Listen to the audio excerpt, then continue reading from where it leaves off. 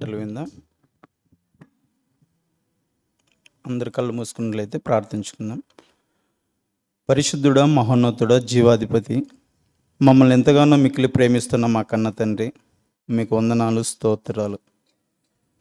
తండ్రి, గడిచిన కాలమంతయు మమ్మల్ని అందరినీ ప్రమాదాల నుంచి, అపాయాల నుంచి, సమస్యల నుంచి, వ్యాధుల నుంచి, రుగ్మతల నుంచి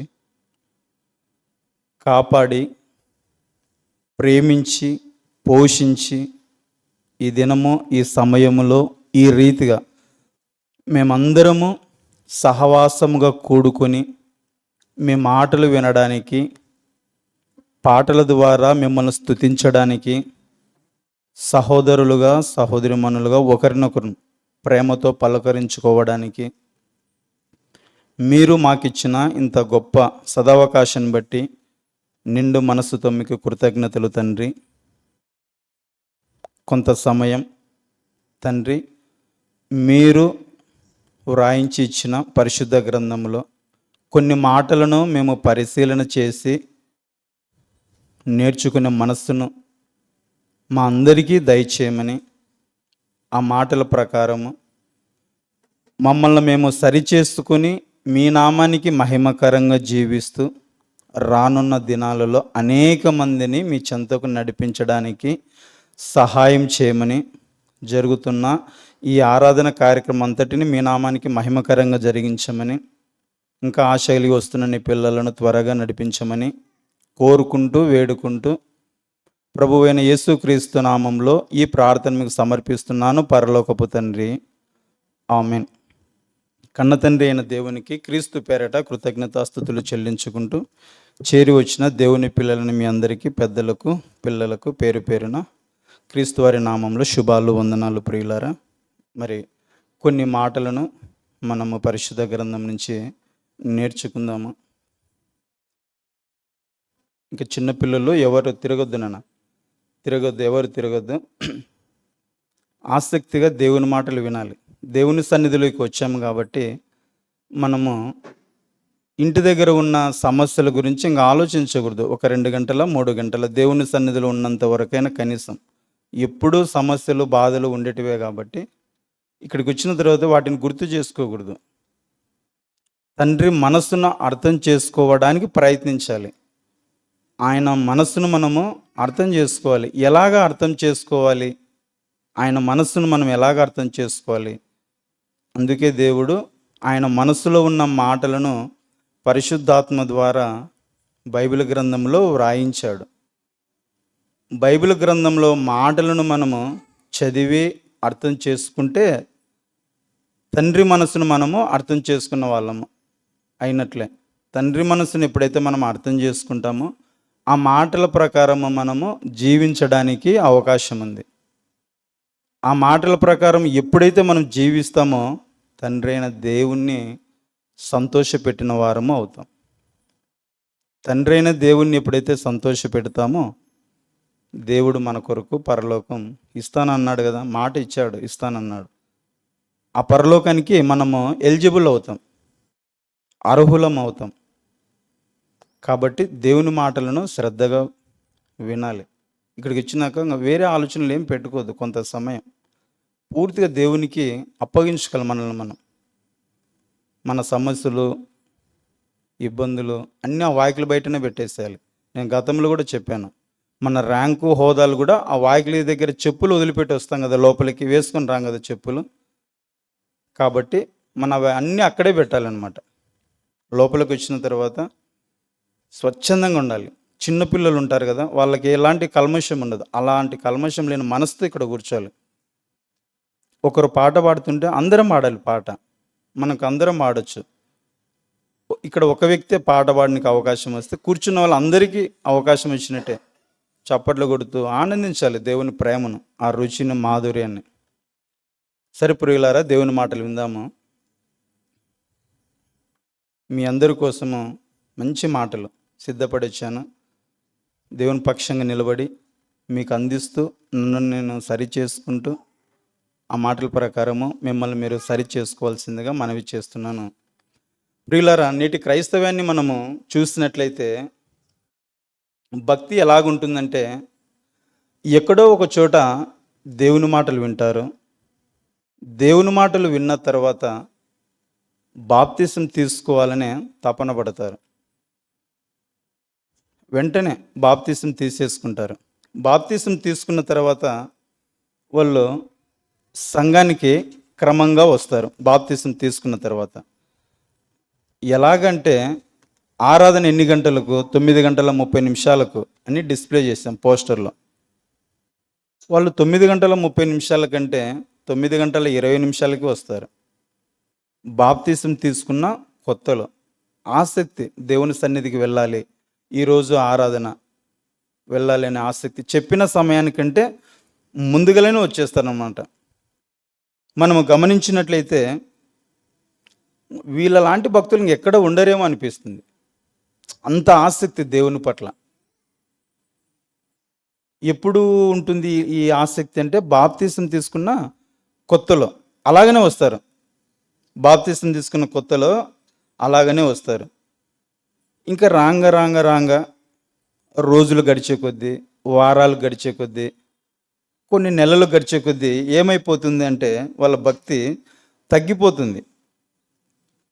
చెప్పిన సమయానికి ముందే వచ్చేవాళ్ళు చెప్పిన సమయానికి కూడా రాలేని పరిస్థితి. 9:30కు ఆరాధన ప్రారంభం అవుతుందంటే 9:30 కూడా రాలేరు, 10 గంటలు కూడా రాలేరు. అలాగ అంటే ఆలస్యంగా వస్తారు, చెప్పిన సమయానికి రాలేరు.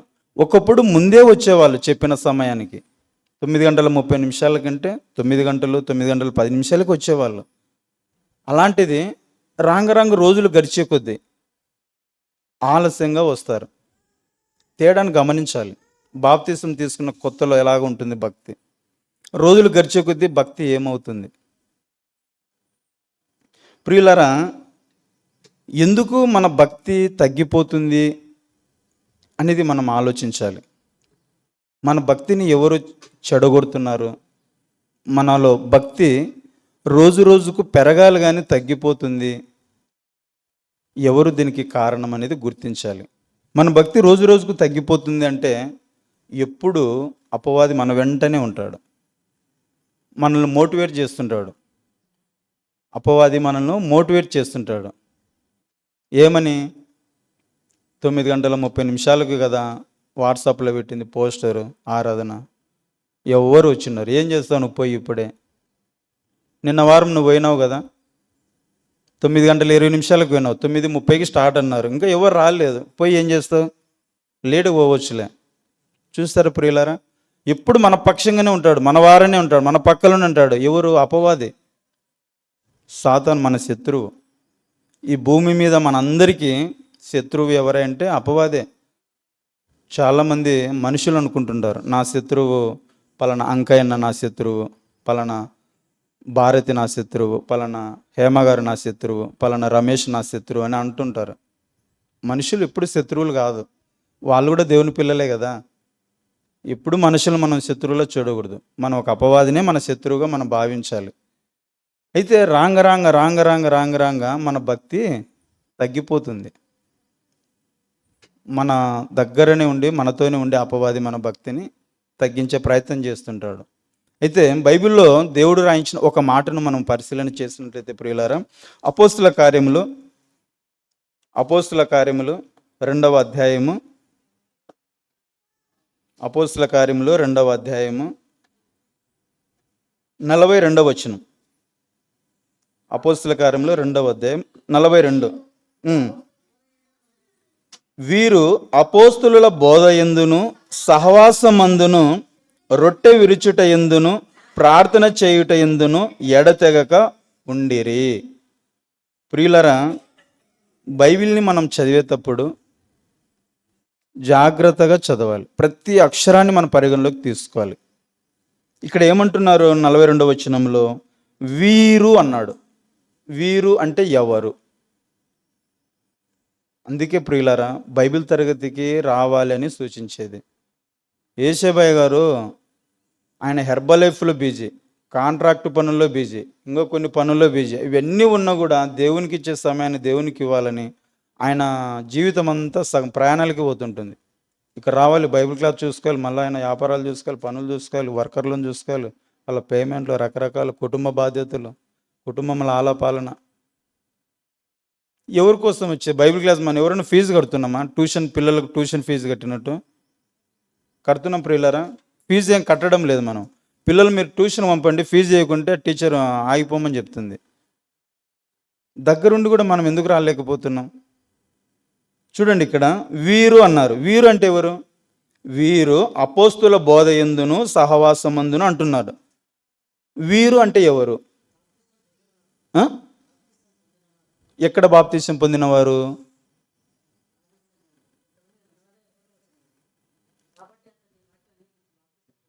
వీరు అంటే, అందుకే బైబిల్ క్లాసులకు వస్తే, బైబిల్ క్లాసులు వింటే బైబిల్ని ఎలాగ విభజించాలి, విడగొట్టాలి అనేది మనకు అర్థమవుతుంది. దానికోసమే వచ్చి నేర్చుకోవాలి అనేది, అంత తప్ప వేరే ఉద్దేశం కాదు. ఇక్కడ వీరు అంటే సహోదరి భారతి చెప్పింది, ఇంకా కొంచెం చెప్తున్నాను. వీరు ఎవరంటే పేతురు గారి ప్రసంగం విని మారు మనసు పొందిన 3000 మంది. ప్రియులరా, పేతురు గారు ప్రసంగం విని మారు మనసు పొంది మారిన 3000 మంది. ఒక్కరోజు 3000 మంది బాప్తీసం తీసుకున్నారు. ఆ 3000 మందిని సూచిస్తూ చెప్తున్నాడు, వీరు అపోస్తుల బోధ యందును సహవాసమందును రొట్టె విరుచుట ఎందును ప్రార్థన చేయుటెందును ఎడతెగక ఉండిరి. ప్రియులరా, ఇక్కడ మనకు 4 సందర్భాలు కనిపిస్తున్నాయి. ఏంటివి అవి? బోధ యందు కలిసి ఉండాలి, సహవాసమందు కలిసి ఉండాలి, రొట్టె విరుచుటెందు, తర్వాత ప్రార్థన. మొత్తం 4 విషయాలు. అయితే ప్రియులారా, ఈ 4 విషయాలలో ఒక్క విషయం గురించి మనం ఆలోచించేద్దాం. ఏ విషయం అంటే సహవాసమందు. ఆ 3 విషయాలను పక్కన పెడదాము. మనము ఈ సహవాసమందు అనే విషయం గురించి ఆలోచించేద్దాం. వీరంటే బాప్తిసం తీసుకున్నవారు, వాక్యం ప్రకటించే వారితో, అనగా సంఘములో బాప్తిసం తీసుకున్న వారితో సహవాసం కలిగి ఉండాలి. సంఘములో బాప్తిసం తీసుకున్న వారితో సహవాసం కలిగి ఉండాలి. ప్రియులరా, సంఘములో బాప్తిసం తీసుకున్న వారితో ఎందుకు సహవాసం కలిగి ఉండాలి? ఇంకా అర్థం కావాలంటే ఇంకొక మాట రెఫరెన్స్ చూపిస్తాను. సామెతల గ్రంథము 27వ అధ్యాయము, సామెతల గ్రంథము 27వ అధ్యాయము,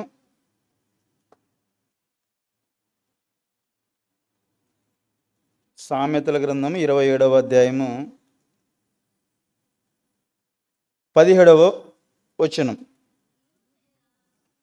ఇనుము చేత ఇనుము పదునగును.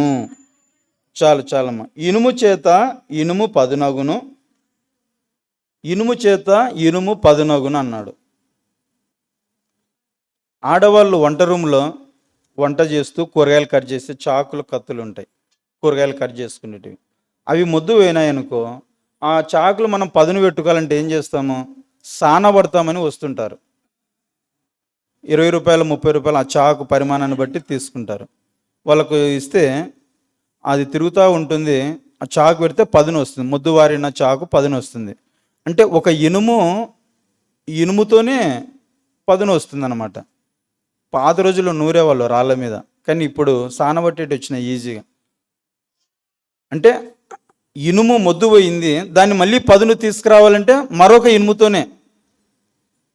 ఎంత చక్కగా పోలుస్తున్నాడో చూడు. చదవం మళ్ళీ ఒకసారి. ఇనుము చేత ఇనుము పదునగును, అట్లు ఒకడు తన చెలికానికి వివేకము పుట్టించును. ఇనుము చేత ఇనుము పదునవ్వాలి. సంఘ సహవాసంలో బాప్తిసం తీసుకున్న వాళ్ళతో ఎందుకు సహవాసం చేయాలి అంటున్నాడండి ప్రియులారా. ఆదివారం మనము సంఘంలోకి వస్తాము. ఎంతసేపు ఉంటాము ఆదివారం ఆరాధనలో? మహా అయితే ఒక 3 గంటలు. బైబిల్ తరగతికి వస్తాము ఒక 2 గంటలు. అక్కడ 3 గంటలు, ఇక్కడ 2 గంటలు, 5 గంటలు వారానికి. ఆదివారం ఆరాధన, బేస్తవారము బైబిల్ తరగతి. అంటే ఒక వారానికి 5 గంటలే మనం సంఘంలో సహవాసంలో ఉండేది. మరి మిగతా సమయం అంతా ఎవరితో ఉంటాము? సంఘంతో ఉంటున్నామా? సమాజంలో ఉన్న వారితో సహవాసంలో ఉంటున్నామా? ఎవరితో ఉంటున్నాం ప్రియులారా? సమాజంలో ఉన్న వారితో ఎక్కువ టైం గడుపుతున్నాం. ఎలాగా? నేను డ్యూటీ చేస్తున్నా, అన్న వాళ్ళు పనికి వెళ్తారు, అక్క వాళ్ళు వ్యాపారం చేస్తున్నారు, వీళ్ళంతా సమాజం బయటనే, సమాజంలోనే, సంఘంలో కాదు కదా. అంటే ఎక్కువ వాళ్ళతోనే మనము సహవాసంలో ఉన్నాం. సంఘంలో ఉండేది ఎంత అంటే 5 గంటలే. ఎన్ని రోజులకు? వారానికి 5 గంటలు మాత్రమే సంఘంలో సహవాసంలో ఉంటున్నాం, ఎక్కువ సమాజంలో ఉంటున్నాం. ఇనుము చేత పదును వచ్చింది. సంఘ సహవాసంలో ఉన్న మనము పడిపోతున్న, సంఘంలో ఉంటేనే పదును అనగా దేవుని మాటల్లో కానీ, పాటల్లో కానీ, దేవుని పనుల్లో కానీ ముందుంటాము. ఇక్కడ సమాజంలో ఎక్కువ ఉంటున్నాం. మనం ఎక్కువ సమయం సమాజంలో ఉన్న వాళ్ళతోనే గడుపుతున్నాం. బంధువులు కావచ్చు, మిత్రులు కావచ్చు, తెలిసిన వాళ్ళు కావచ్చు, ఇరుగు పొరుగు కావచ్చు, మన ఊర్లో వాళ్ళు కావచ్చు, ఎవరైనా ఎక్కువ వాళ్ళతో ఉంటున్నాం. అక్కడ దేవుని పిల్లలు అయితే పర్వాలేదు, దేవుని తెలుసుకున్న వాళ్ళైతే, తండ్రి ప్రేమను గుర్తించిన వాళ్ళైతే. సమాజంలో అందరూ మంచి వాళ్ళే ఉంటారా? అందరూ మంచి వాళ్ళు ఉండరు. కొందరు మంచి వాళ్ళు ఉంటారు, కొందరు చెడ్డవాళ్ళు ఉంటారు. అంటే మనకు పరిచయం లేకపోయినా మంచిని కోరే వాళ్ళు ఉంటారు కొందరు. మనకు తెలిసినా తెలియకపోయినా చెడును కోరే వాళ్ళు ఉంటారు కొందరు. అంటే ఎదుటి వ్యక్తి బాగోగులు చూడలేని వ్యక్తులు అంటాం కదా, అలాంటి వాళ్ళు కొందరు ఉంటారు, ఆ కోవకు చెందిన వాళ్ళు. అయితే సమాజంలో ఉన్న మంచి వాళ్ళతో మనకు ఎలాంటి ప్రమాదం ఉండదు ప్రియులారా. చెడ్డవారు అంటాం కదా, వాళ్ళతోనే మనకి ప్రమాదం అనగా మన భక్తి జీవితానికి ఆటంకం. మన భక్తి జీవితాన్ని మనం కాపాడుకోవాలి అనుకుంటే దేవుని పిల్లలతోనే మనము సహవాసంలో ఉండాలి. దేవుని పిల్లలతో కాకుండా సమాజంలో ఉన్న చెడ్డవారితో మనము సహవాసంలో ఉంటే మన భక్తి జీవితానికి ఆటంకమే. మనము ఒక 10 మంది ఉన్నాము, ఆ 10 మంది దేవుని పిల్లలు అనుకోండి.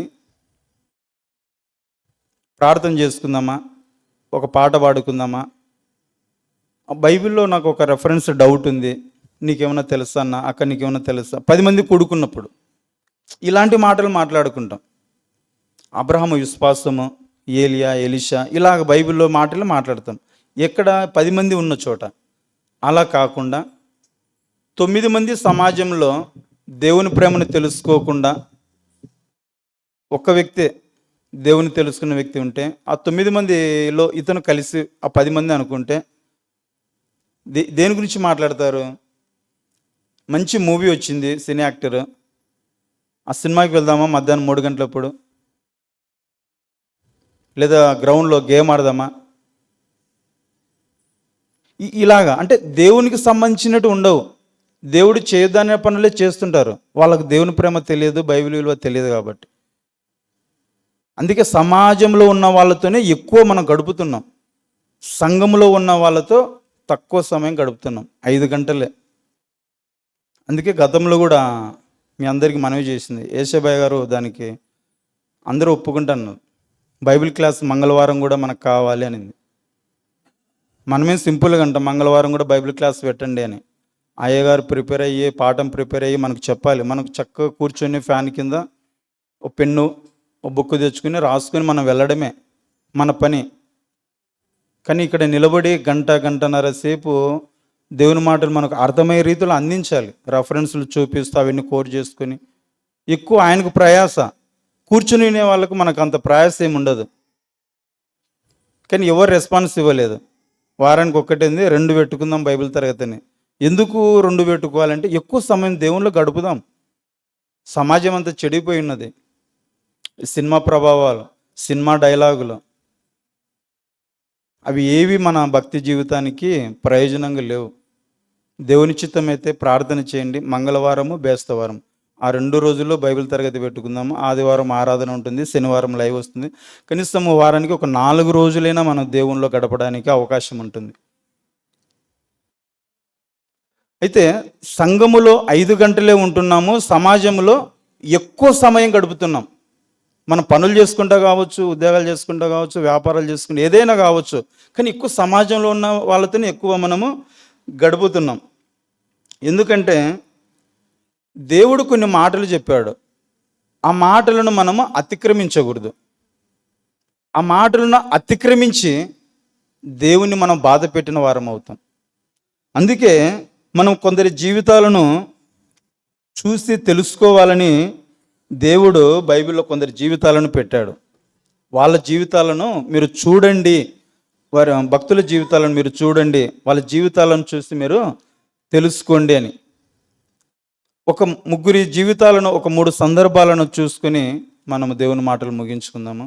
అందులో మొదటిది సందర్భం మనం చూసినట్లయితే ఆదికాండము 25వ అధ్యాయము, ఆదికాండము 25వ అధ్యాయము.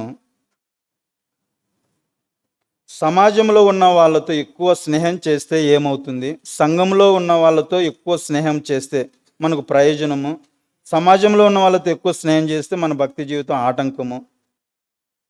25వ అధ్యాయము ఆదికాండము 27వ వచనం. ఆ చిన్నవారు ఎదిగినప్పుడు ఏశావు వేటాడుట యందు నేర్పరి అయి అరణ్యవాసిగా నుండెను. యాకోబు సాధువై గుడారములలో నివసించుచుండెను. ఇక్కడ సందర్భం ఏమిటంటే ప్రియులారా, ఇస్సాకు గారికి, ఇస్సాకు ఎవరు? అబ్రహాము కుమారుడు. అబ్రహాము కుమారుడు ఇస్సాకు. ఇస్సాకు 2 పిల్లలు, కుమారులు. ఎవరు ఆ 2 కుమారులు? ఇంచుమించు ఏశావు యాకోబు, కౌలలు 2. పెద్దవాడు ఏశావు, చిన్నవాడు యాకోబు. ఇక్కడ ఆ చిన్నవారు ఎదిగినప్పుడు ఏశావు వేటాడుట నేర్పరయ్యే అరణ్యవాసిగా నుండెను. అరణ్యవాసి అనే పదాన్ని అండర్లైన్ చేసుకోండి. అరణ్యవాసి. మనమందరము ఎవరు ప్రియులారా? పులివెందుల వాసులం. పులివెందుల వాసులం అంటే పులివెందుల్లో మనం ఉంటున్నాం. ఏ ప్రాంతంలో అయితే ఉంటారో ఆ ప్రాంతాన్ని సూచిస్తూ మాట్లాడుతున్న మాట. అరణ్యవాసి అంటే అరణ్యంలో నివసించే వ్యక్తి. ఆయన కడపవాసి, ఈయన జమ్మలమడుగు వాసి, ఆయన కోయలకుంట్ల వాసి, ఈయన ఆర్లగడ్డ వాసి, ఈయన వేంపల్లె వాసి, ఈయన పులివెందుల వాసి. అంటే ఏ ప్రాంతంలో అయితే ఉంటారో ఆ ప్రాంతాన్ని సూచిస్తూ ఆ ఊరి పేరు చెబుతూ మాట్లాడుతున్న మాట. అరణ్యవాసి అంటే అరణ్యంలో నివసించే వ్యక్తిని అరణ్యవాసి అంటాం. పులివెందుల వాసులం అంటే పులివెందులో నివసించే వ్యక్తులను పులివెందుల వాసులం అంటాం. అరణ్యవాసి అంటే అరణ్యంలో ఎవరుంటారు ప్రియులరా? క్రూర మృగాలు ఉంటాయి, సాధు జంతువులు ఉంటాయి, పులులు, సింహాలు, ఎలుగుబంట్లు, రకరకాలుగా ఉంటాయి అడవిలో. అరణ్యంలో నివసించే వాసి ఎవరు ఇక్కడ? ఏశావు. యాకోబు ఎక్కడున్నాడు? ఇంటి దగ్గర ఉన్నాడు. యాకోబు ఇంటి దగ్గర ఉన్నాడు, గుడారములలో నివసించుచుండెను. సాధువై గుడారములలో నివసించుచుండెను. తల్లిదండ్రి చెప్తున్న మాట వింటూ వాళ్ళకు లోబడి యాకోబు ఇంటి దగ్గర ఉన్నాడు. ఏశావు వచ్చేసి అరణ్యంలో నివసిస్తున్నాడు. అరణ్యంలో ఎవరుంటారంటే జంతువులే, క్రూర జంతువులు ఉంటాయి. పెద్ద పెద్ద అడవులలో క్రూర జంతువులు ఎక్కువ ఉంటాయి. పులులు, సింహాలు, ఎలుగుబంట్లు. ఒంటరిగా పోవాలని కూడా మనకు భయమే, ఎక్కడ అడవి జంతువులు దాడి చేస్తాయో మన మీదని. అయితే ఏశావు మాత్రము దేంట్లో నేర్పరి అంటున్నాడు? వేటాడడం అంటే జంతువులను చంపడం. మరి ఆ రోజుల్లో జంతువులను చంపి ఆ మాంసం ఎండుబెట్టి లేదా పచ్చి మాంసము అమ్మడము, అట్లా ఏమైనా కొంత డబ్బులు సంపాదించడం, ధనం సంపాదించడం అలాగ ఉన్నాడేమో బహుశా. మరి వేటాడుటలో నేర్పరి అన్నాడు. జంతువులను వేటాడి చంపడంలో నేర్పరి అంటే మంచి టాలెంట్ ఉన్న వ్యక్తి అని. ఏశావు అరణ్యంలో ఉన్నాడు, యాకోబు ఇంటి దగ్గరే ఉన్నాడు. ప్రియులారా, అరణ్యంలో ఏశావు ఉన్నాడు అంటే ఏశావు ఎవరితో స్నేహం చేస్తున్నాడు అనే మాట మనం చూసినట్టయితే అదే ఆదికాండం 21వ అధ్యాయము 20వ వచనం.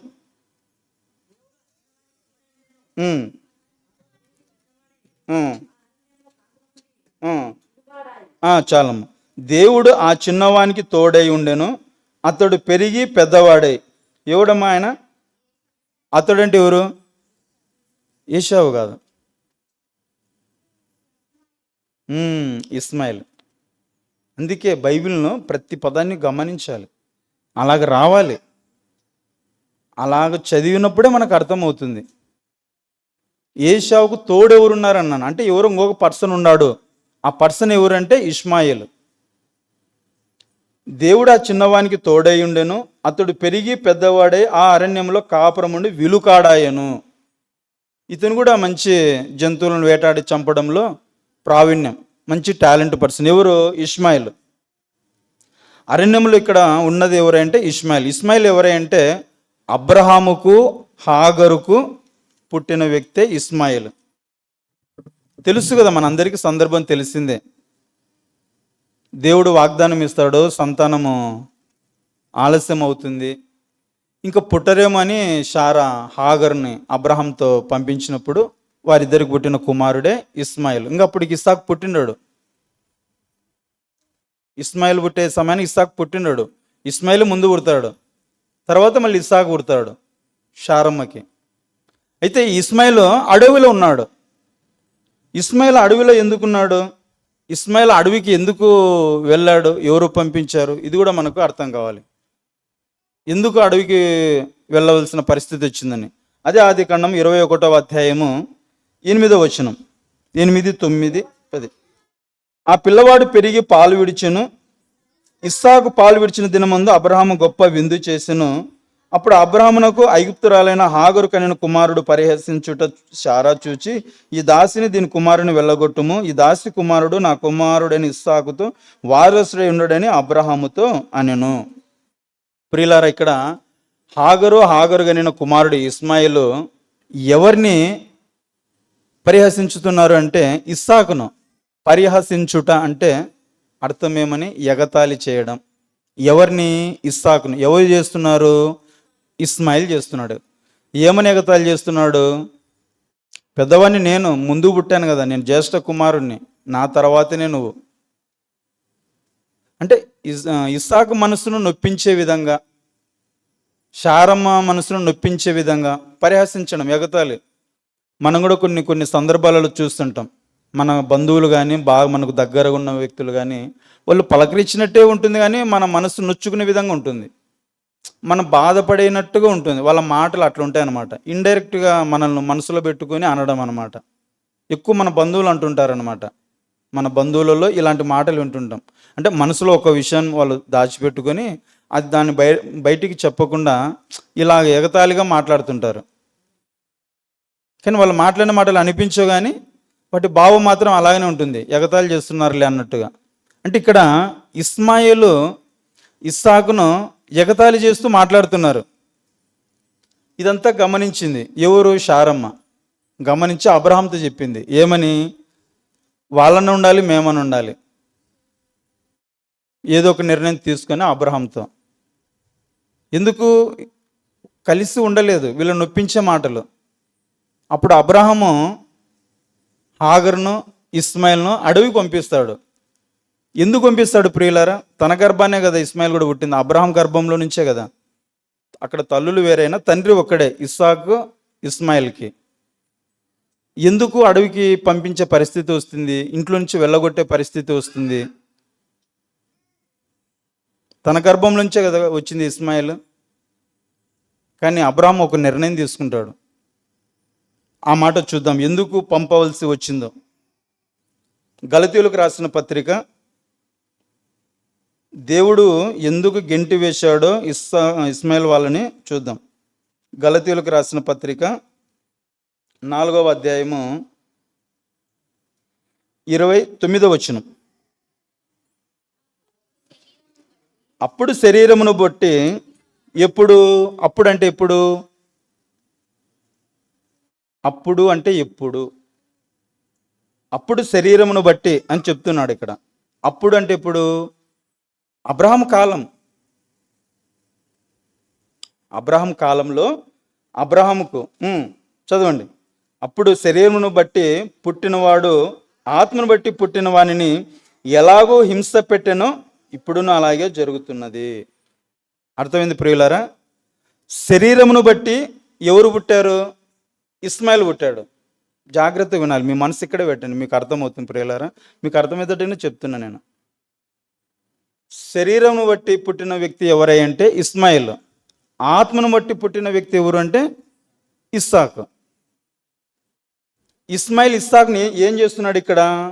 మళ్ళీ ఒకసారి, అప్పుడు శరీరమును బట్టి పుట్టినవాడు ఆత్మను బట్టి పుట్టిన వానిని ఏలాగూ హింస పెట్టెనో. హింస హింస హింస అంటే ఇంగ్లీష్లో ఈజీగా అంటాం టార్చర్. మా అత్త వలన నాకు టార్చర్ ఎక్కువైంది అంటుంటారు కోడన్లో. లేదంటే అత్త అంటుంది మా కోడల వలన నాకు టార్చర్ ఎక్కువైందని, ఎక్కువ ఇంట్లో గొనుగుతుందని. అంటే హింస ఎంతవరకు దారి తీస్తుందంటే మనిషిని చంపడానికి కూడా వెనుకాడదు. ఆ హింస పెట్టే తరుణంలో ఒకవేళ చనిపోతే చనిపోనిలే. అంటే హింస అంటే ఇక్కడ ఇస్మాయిలు ఇస్సాకును చంపడానికి కూడా వెనుకాడలేదని అర్థమవుతుంది. అందుకు దేవుడు, ఎందుకంటే ఇస్సాకు గర్భం నుంచి రావాలి కదా, 12 కుమారుడు ఇస్తానని అబ్రాహాం వాగ్దానం చేశాడు. ఇస్సాకు గర్భం నుంచి రావాలి. ఆకాశంలో చూడన్నాడు, నక్షత్రాలు అన్నాడు, ఇసుక రేణువులంత అన్నాడు. ఆత్మను బట్టి కదా పుట్టింది ఇస్సాకు. కాబట్టి దేవుడు ఇస్మాయిల్ను హాగర్ను ఇంటి నుంచి పంపేయమన్నాడు అబ్రహాంతో.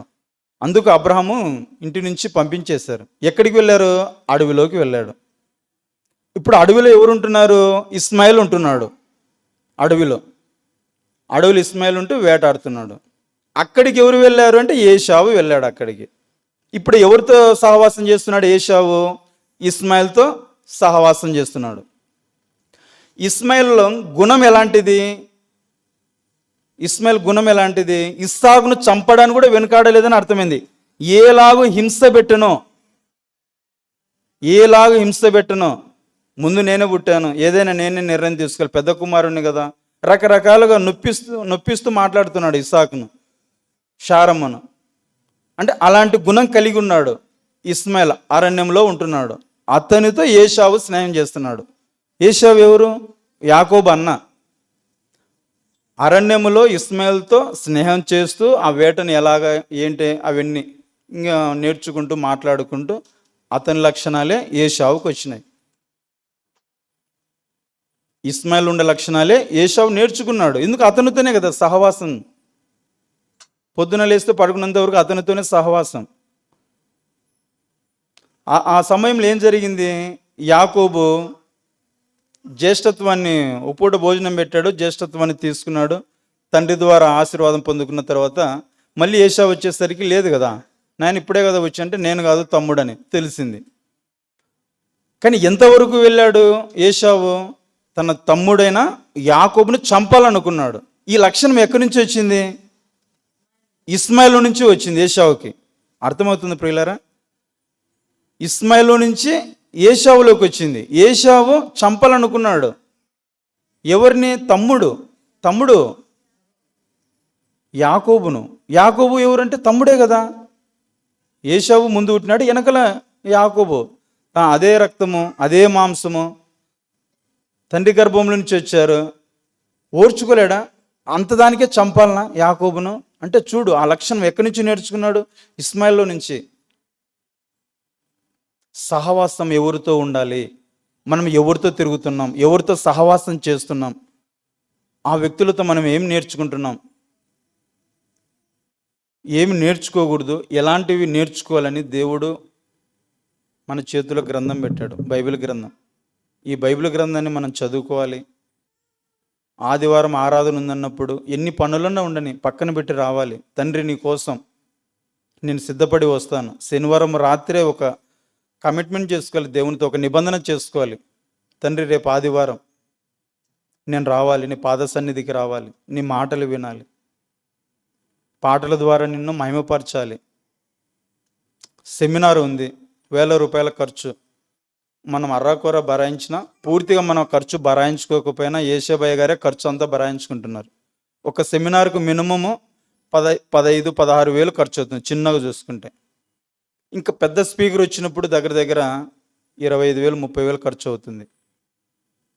కానీ డబ్బుల విషయంలో మనకు నిజంగా గొప్ప వరం. మనకు ప్రెజర్ పెట్టలేదు, మీరు రండి దేవుని మాటలు నేర్చుకునే ఏషాబయ్య గారు చెప్పేది. కానీ మనం రాలేకపోతున్నాం. లాస్ట్ సెమినార్కు చాలామంది తక్కువ వచ్చారు. మంచి ఆతిథ్యం రెడీ చేశారు, మంచి భోజనం సిద్ధపరిచారు. దైవజనులు నరేష్ అన్నయ్య గారు వచ్చారు, మంచి ప్రసంగాలు 2 చెప్పారు. చాలామంది రాలేదు, మిస్ అయిపోయారు. మీరు దేవుణ్ణి బాధ పెట్టిన వాళ్ళు అవుతారు. రోజు లేదు కదా, 7 రోజులు ఇటనే రోజు రావాలంటే ఆయా మేము పనులు చేసుకోవాలి కదా, కుటుంబాలను పోషించుకోవాలి కదా అనే ఆలోచన రావచ్చు. నెలకు ఒకసారి సెమినార్ వస్తుంది, వారానికి ఒకసారి ఆదివారం ఆరాధన. ఎందుకు రాలేకపోతున్నాం? ఆలోచించాలి ప్రియులారా.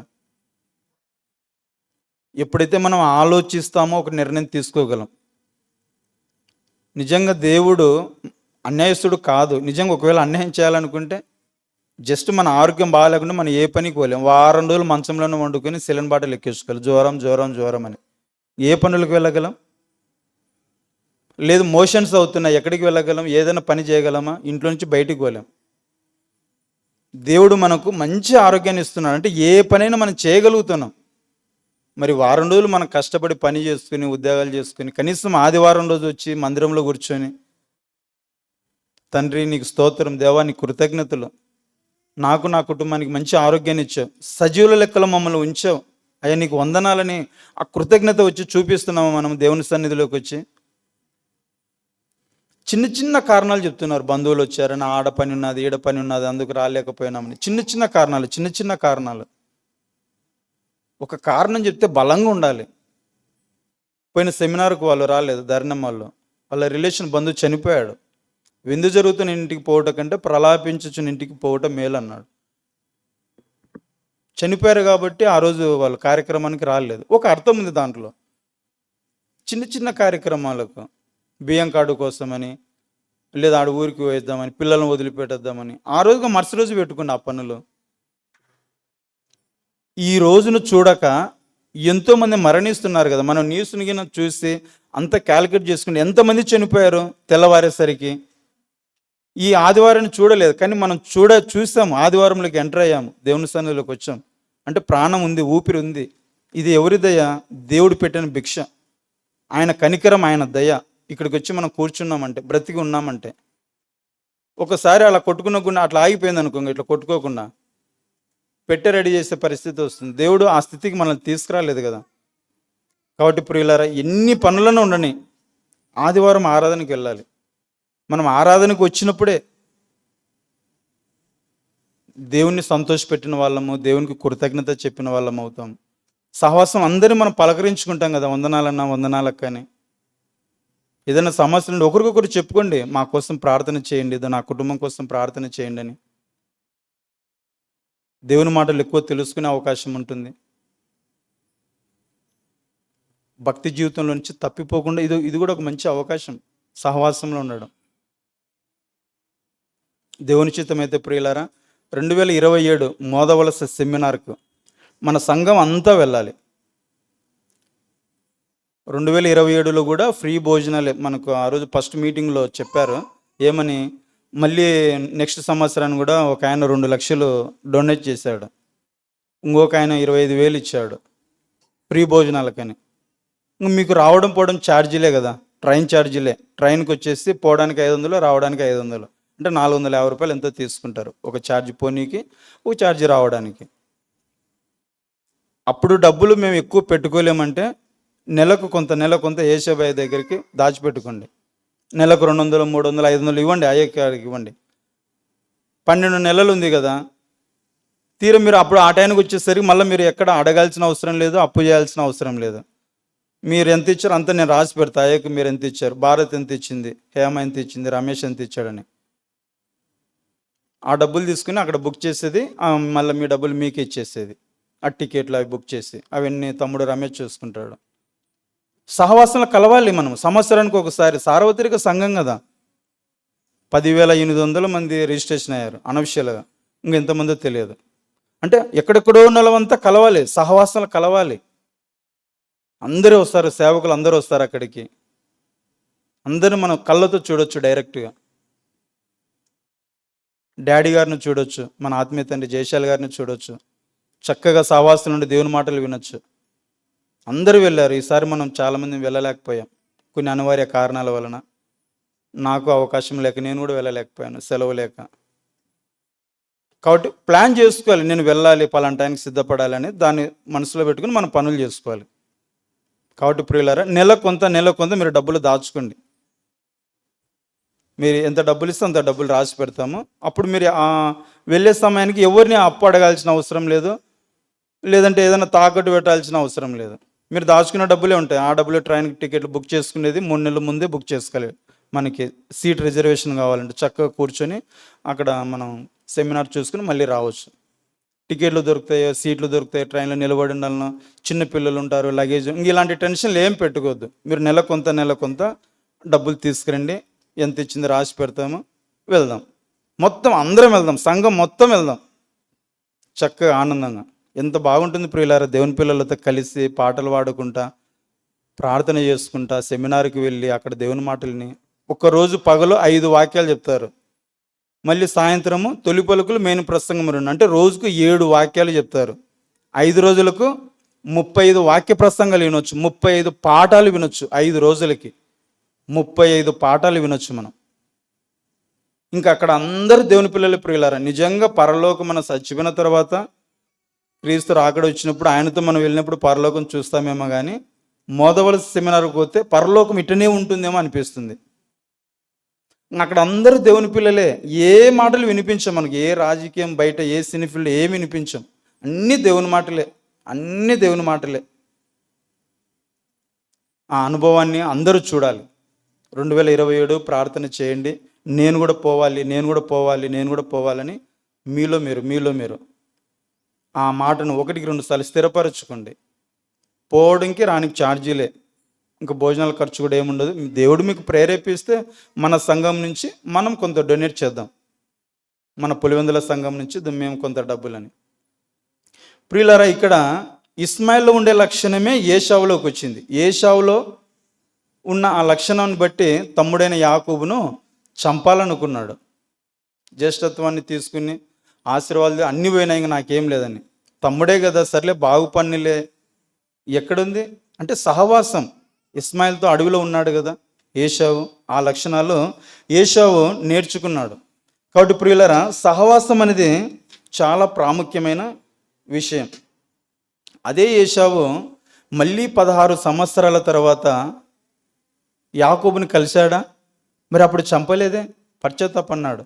చంపలేదు, ప్రేమ చూపించాడు. అంటే సహవాసంలో ఉన్నప్పుడు అతనిలో ఉండే లక్షణాలు కొన్ని నేర్చుకునే అవకాశం ఉంటుంది. కాబట్టి మనము ఎవరితో సహవాసం చేస్తున్నామా అనేది మనం ఆలోచించాలి ప్రియులారా. కీర్తనలు 26వ అధ్యాయము 26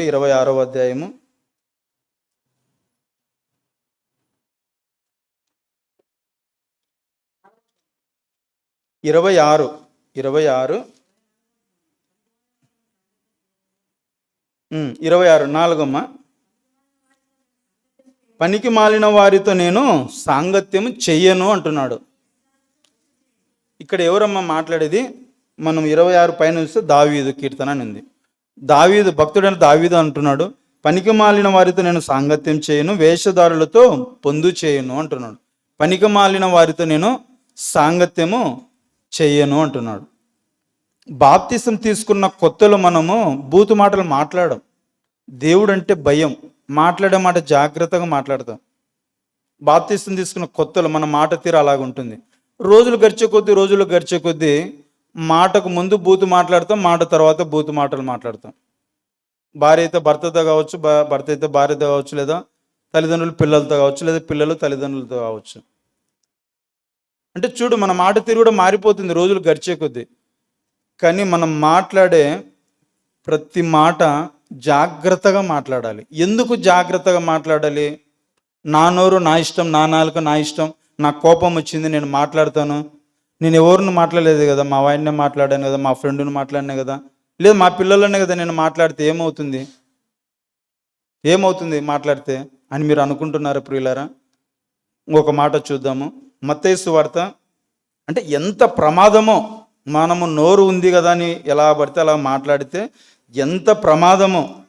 ఏది మాటలతో ప్రమాదమా అంటే ఎస్, ప్రమాదం. 12వ అధ్యాయము మత్తయి సువార్త 12వ అధ్యాయము 36వ వచనం. నేను మీతో చెప్పినదేమనగా మనుషులు పలుకు వ్యర్థమైన ప్రతి మాటను గూర్చియు, మనుషులు మాట్లాడే వ్యర్థమైన ప్రతి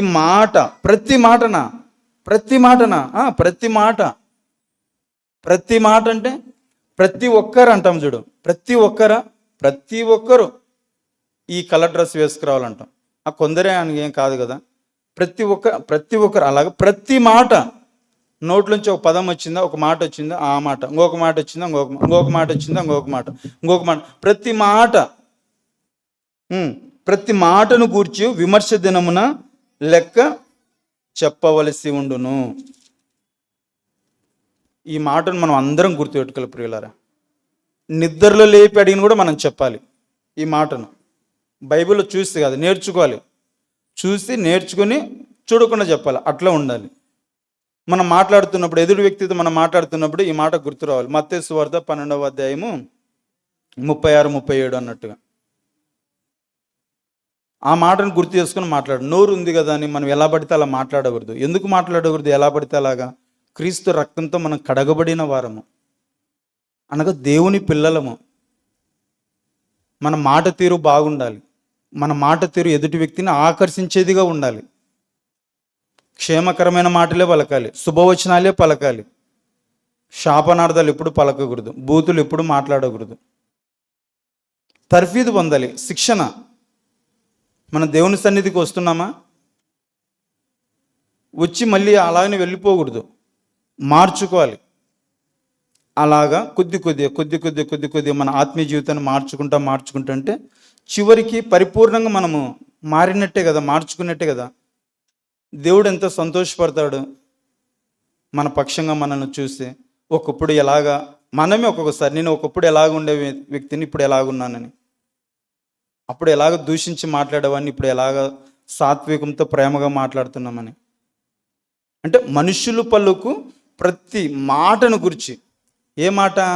వ్యర్థమైన మాటలు, పనికిరాని మాటలు, అవసరం లేని మాటలు, దేవుని ఇష్టపడని మాటలు. ప్రతి మాటకు లెక్క చెప్పాలంట. నువ్వు ఎక్కడెక్కడ అప్పు చేసినావో అప్పులన్నీ చెప్పు.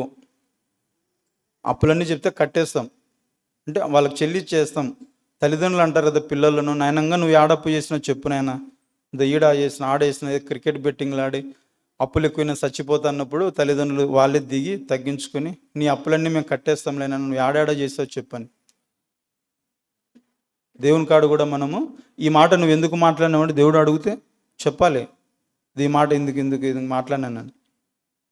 అందుకే మనం మంచి మాటలే మాట్లాడాలి, దేవుని మాటలే మాట్లాడాలి. మన మాటలు తక్కువ మాట్లాడాలి, విస్తారంగా మాట్లాడకూడదు. దోషం ఉంటుందేమో భయం, అవసరం ఉన్న వరకే మాట్లాడాలి. ఎదుటి వ్యక్తి ఎక్కువ మాట్లాడుతుంటే ఆ వ్యక్తిని మాట్లాడనివ్వాలి. మనం సైలెంట్గా ఉండాలి, కామ్గా ఉండాలి. ఆ వ్యక్తి మాటలన్నీ అయిపోయినాక మనం మాట్లాడాలి. ఆ వ్యక్తి ఏదైనా విషయం చెప్తున్నప్పుడు మధ్యలో దూరం మాట్లాడకూడదు. ఏమర్థం అవుతుంది, అతను ఏదో చెప్పాలనుకున్నాడు, అది వినాలి మనం. అది విన్న తర్వాత మనం మాట్లాడాలి. కుటుంబాలలో కూడా అంతే, భర్త చెప్పే మాట భార్య వినాలి, విన్న తర్వాత భార్య మళ్ళీ భర్తకు చెప్పాలి. పిల్లలు కూడా అంతే, తల్లిదండ్రులు చెప్తున్నప్పుడు వినాలి, పిల్లలు పూర్తిగా వినాలి ఏం చెప్తున్నారని. అది పూర్తిగా వింటేనే కదా మనకు అర్థమయ్యేది. ఆ నోరు తెరిచి 2 మాటలు మాట్లాడితే అట్ట కాదు అని మధ్యలో వీళ్ళు దూరినప్పుడు వాళ్ళు ఏం చెప్పాలనుకున్నారో అర్థం కాదు. కాబట్టి ఎదుటి వ్యక్తి పూర్తిగా మాట్లాడనివ్వాలి, అప్పుడు మనం మాట్లాడాలి. అంటే సంభాషణ ఎలాగుండాలంటే చక్కగా ఉండాలి, ఆనందంగా ఉండాలి. ఉప్పు వేసినట్టు అంటాడు, తగినంత ఉప్పు వేస్తే బాగా రుచి ఉంటుంది. ఎక్కువ ఉప్పు ఉన్న ఉప్పు కష్టం అవుతుంది. అది మటన్ అయినా చికెన్ అయినా ఎంత కాస్ట్ అయినా ఉప్పు ఎక్కువైనా తినలేం కదా. కొన్ని తక్కువ అయితే సప్పగా తినలేము. కాబట్టి సరిపడినంత ఉంటేనే రుచి. అంటే మన మాట తీరు కూడా అలాగనే ఉండాలి. అక్కడ ఎంతవరకు అవసరం అంతవరకే మాట్లాడాలి. అలా కాకుండా ఎలా పడితే అలా మనం బూతు మాటలు మాట్లాడేసామనుకో, దేవునికి ఒకరోజు మనము లెక్క చెప్పాలి ప్రియులరా. కాబట్టి మనం మాట్లాడే మాటలు కూడా మనం దృష్టిలో పెట్టుకొని మాట్లాడాలి.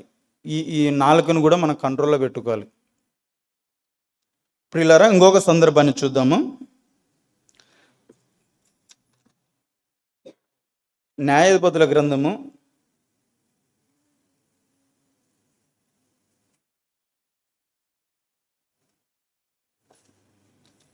దేవుడు కొన్ని వద్దన్నప్పుడు మనం వాటి జోలికి పోకూడదు.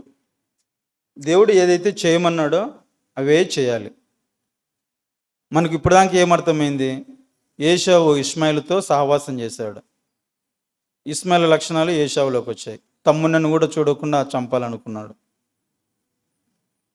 అంటే దేవుడు కొన్ని చేయొద్దు అన్నాడు, అవి మనం కూడా చేయొద్దు. అయితే ఇక్కడ ఇంకొక మాటను మనం ఇక్కడ సందర్భాన్ని చూసినట్లయితే న్యాయాధిపతుల గ్రంథము 14వ అధ్యాయము 1వ వచనం. సంసోను తిమ్నాతుకు వెళ్ళి తిమ్నాతులో ఫిలిస్తీయుల కుమార్తెలలో ఒకతను చూచెను. చాలమ్మ. ప్రియులారా, జాగ్రత్తగా వినండి. ఒక మంచి సందర్భము తెలిసిందే మీకు, ఒక మంచి మాట ఈ సందర్భంలో మీకు గుర్తు చేస్తాను.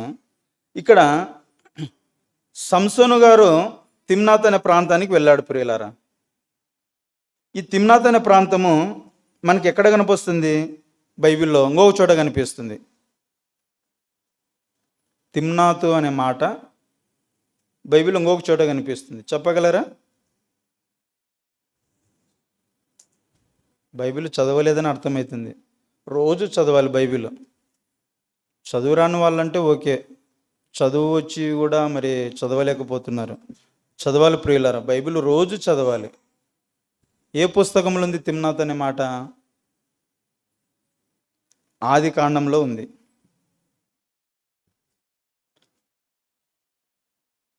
గుర్తు రాలేదు? ఆది కాండం అంటే తామారు సందర్భం. తామారు తన మామను కలుసుకొని ప్రాంతం. ప్రియులరా, తిమ్నాతు అనే ప్రాంతము దేనికి ప్రసిద్ధి? ఆ ప్రాంతం, ఆ ఊరు దేనికి ప్రసిద్ధి అంటే వ్యభిచారానికి ప్రసిద్ధి. తిమ్నాతు అనే ప్రాంతము వ్యభిచారానికి ప్రసిద్ధి. ప్రియులారా, తామారు గారు తన మామైన యూదా గారితో కలవడానికి వెళ్ళినటువంటి ఆ చోటు, దాన్ని మనం తిమ్నాత్ అంటాం. అయితే ఇక్కడ సంసోను కూడా తిమ్నాతుకు వెళ్ళినప్పుడు అంటున్నాడు. ఈ తిమ్నాతు వ్యభిచారానికి ప్రసిద్ధి. రెండోది, తిమ్నాతులు ఎవరున్నారు అంటే ఫిలిస్తీయులు ఉన్నారు. ఫిలిస్తీయులు ఉన్నారు. సంసోను జీవితం వెనుకల దేవుని ఉద్దేశం ఏమై ఉందంటే 40 సంవత్సరాలు ఇశ్రాయేలు ప్రజలను ఫిలిస్తీయుల చేతిలో దేవుడు ఉంచాడు. ఎందుకు అంటే వాళ్ళు దేవుని మాటను ధిక్కరించి దేవునికి విరోధంగా నడుచుకుంటున్నారని దేవుడే వారిని అప్పగించాడు. ఎవరికి? ఫిలిస్తీయులకి అప్పగించాడు. ఫిలిస్తీయుల చేతిలో నుంచి మళ్ళీ వాళ్ళని ఇశ్రాయేల్ ప్రజలను విడిపించాలి. దానికోసమే సంసోను జీవితం వెనుకల ఉన్న పరమార్థం ఏంటంటే ఇశ్రాయేల్ ప్రజలను ఫిలిస్తీయుల చేతుల నుంచి విడిపించాలి. సంసోను తిమ్నాతుకు ఎందుకు వెళ్ళాలి? ఫిలిస్తీయులు ఎంతమంది ఉన్నారు, వాళ్ళ బలగం ఏంటి, ఎలాగో ఇశ్రాయేల్ ప్రజలను విడిపించాలి, ఇలాంటి విషయాలను సేకరించాలి, తెలుసుకోవాలి, కనుక్కోవాలి. దేవుని ఉద్దేశాన్ని నెరవేర్చాలి. దేవుడు అదే కదా, అందుకే కదా నాకు ఈ భూమి మీద అవకాశం ఇచ్చింది, తల్లిదండ్రి గర్భం నుంచి నేను వచ్చింది, ఆయన పని చేయాలి కదా అని సంసోను ఆలోచించాలి. నేను ఎందుకు పుట్టాను ఆలోచించలేదు సంసోను. నేను ఎందుకు పుట్టాను? ఇశ్రాయేల్ ప్రజలను విడిపించాలి. ఎవరి చేతిలో నుండి? ఫిలిస్తీయుల చేతిలో నుంచి. 40 సంవత్సరాలుగా వాళ్ళు చాలా ఇబ్బంది పెడుతున్నారు కదా ఫిలిస్తీయులు. ఇశ్రాయేల్ ప్రజలు ఎవరు? దేవుని పిల్లలు. ఆలోచించలేదు, ఆ కోణంలో ఆలోచించలేదు. పోయి ఫిలిస్తీయులలో ఉన్న ఒక ఆమెను చూశాడు. దేవుని ఉద్దేశాన్ని మర్చిపోయాడు.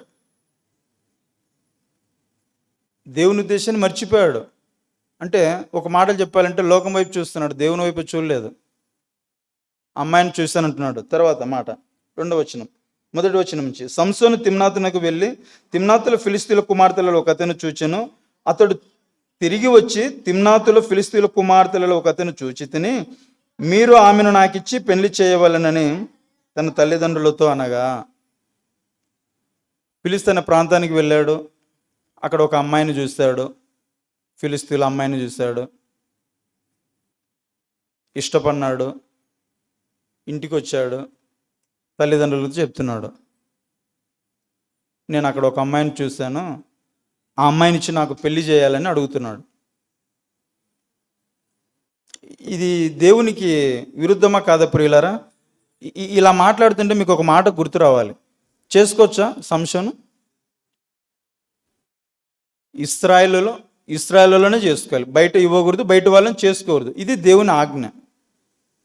కానీ ఇక్కడ దేవుని ఆజ్ఞను జవదాడుతున్నాడా సంసోను?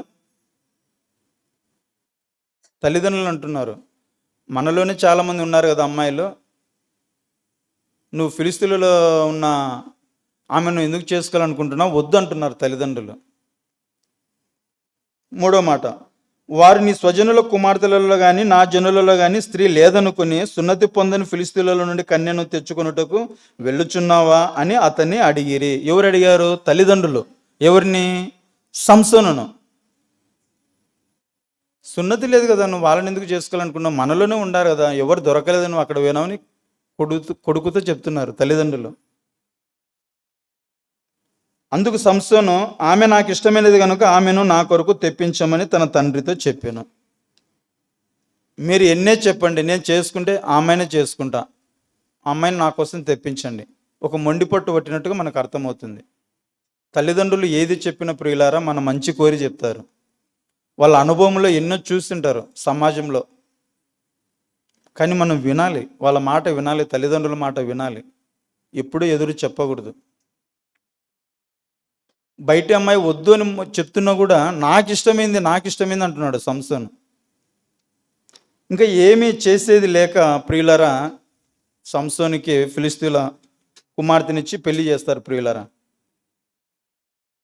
అంటే ఇక్కడ దేవుడు చెప్పిన మాటను జవదాటినట్టే, దేవుని ఆజ్ఞను మర్చిపోయాడు,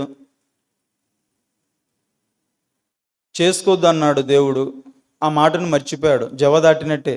ఇంకా ఎలాంటి గత్యంతరం లేక అమ్మాయిని సంసోను పెళ్లి చేసుకున్నాడు. 10-11 వచనాలు ప్రియులారా అదే అధ్యాయంలోనే. అంతటా అతని తండ్రి ఆ స్త్రీని చూడబోయినప్పుడు సంసోను విందు చేసెను. అచ్చట పెళ్లి కుమారులు అట్లు చేయటం మర్యాద. వారు అతన్ని చూచినప్పుడు అతని యుద్ధ నుండుటకు 30 మంది స్నేహితులను తోడుకుని వచ్చిరి. అప్పుడు సంసోను, మీకు ఇష్టమైన ఎడల నేను మీ ఎదుట ఒక విప్పుడు కథను వేసేదను. మీరు ఈ విందు జరుగు 7 దినములలో కానీ దాని భావమును నాకు తెలిపిన ఎడల నేను 30 సన్నపు నార బట్టలను 30 దుస్తులను మీకు ఇచ్చేదను. మీరు దాన్ని నాకు తెలపలేకపోయిన ఎడల మీరు 30 సన్నపు నార బట్టలను 30 దుస్తులను నాకు ఇవ్వవలెనని వారితో చెప్పగా వారు, మేము ఒప్పుకుందాము, నీ విప్పుడు కథను వేయమని అతనితో చెప్పిరి. ఎన్ని చెప్పినా తల్లిదండ్రులు ఒప్పుకోలేదు. సంసోను అమ్మాయి కావాలనుకున్నాడు, ఆ అమ్మాయిని ఇచ్చి పెళ్లి చేశారు. ఇంకంతే కదా ప్రియులారా, తల్లిదండ్రులే తగ్గించుకొని ఇప్పుడు ఎక్కువ బ్లాక్మెయిల్ చేస్తున్నారు. నేను ఇంట్లోంచి పారిపోతా, వెళ్ళిపోతా, నేను ఏదైనా సూసైడ్ చేసుకుంటా, నేను చనిపోతానని. పిల్లలు ఎక్కడ చూసి నేర్చుకుంటున్నారు? బయట సమాజాన్ని చూసి నేర్చుకుంటున్నారు. చెప్పాలా ఎలాగా? ఎందుకురా డల్లుగున్నావు ఒకవేళ కాలేజ్ చదువుతుంటే? లేదు, నేను పలానా అమ్మాయిని ప్రేమించిన విషయం ఇంట్లో తెలిసింది, మా అమ్మ మా నాయన వద్దన్నారు. ఏం కాదులే, రాంగ్ సజెషన్ చేయడం వల్ల. నువ్వు ఇంట్లోంచి వెళ్ళిపోతాను చెప్పు, నేను సూసైడ్ చేసుకుంటాను చెప్పు, మీ అమ్మ మీ నాయన అప్పుడు మాట్లాడి పెళ్లి చేస్తారులేని. వాళ్ళ మాటలు వినడం, ఇంట్లో వచ్చి బెదిరియడం, నేను సూసైడ్ చేసుకుంటా, నేను ట్రైన్ కింద పడతా, నేను ఇంట్లోంచి వెళ్ళిపోతా, నాకు ఈ జీవితం వద్దు, నాకు ఆ అమ్మాయే కావాలని. ఉండేది కుమారుడు కదా, వద్దు వాడు కోరుకునేట కానీలని. అలాగా ఫిలిస్తీన్లు అమ్మాయిని తీసుకొచ్చి సంసోను వాళ్ళ తల్లిదండ్రులు పెళ్లి చేస్తారు. పెళ్లి చేసిన తర్వాత ఆ రోజుల్లో ఆచారం ఏమిటంటే, ఫిలిస్తీన్ల వాళ్ళ ప్రాంతానికి వెళ్ళాడు, అమ్మాయి వాళ్ళ ఇంటికి అంటే అత్తగారింటికి వెళ్ళాడు సంసోను. 7 రోజులు విందు జరుగుతుంది. అక్కడ సంసోనుకి ఒక 30 మంది స్నేహితులు ఉంటారు ప్రియులారా. 30 మంది స్నేహితులు. మాట మనం చూసినట్లయితే